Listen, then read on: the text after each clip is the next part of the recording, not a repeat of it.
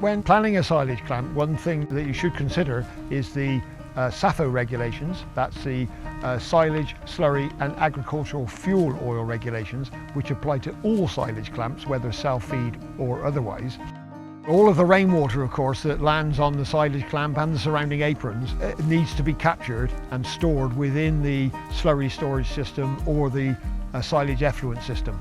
If a clamp has been constructed with mechanical feeding in mind and is going to be converted for self-feed, really it should be able to be used quite readily, provided the width is suitable for the number of cows that are being fed. One of the techniques that is used to reduce the amount of scraping time as the silage is eaten by the cows and the area of concrete is exposed, to save that time scraping, often areas are fenced off so that cows don't have access to them, and it avoids the need to scrape them on a regular basis. However, those areas will still be capturing rainwater that will be draining into the slurry system. There is an option, of course, to roof the silage clamp, additional cost.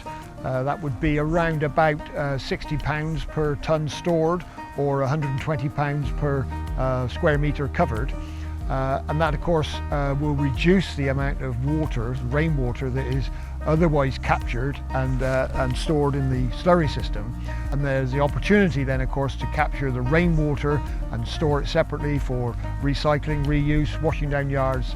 And the roof may well also give an opportunity for some power generation from solar PV.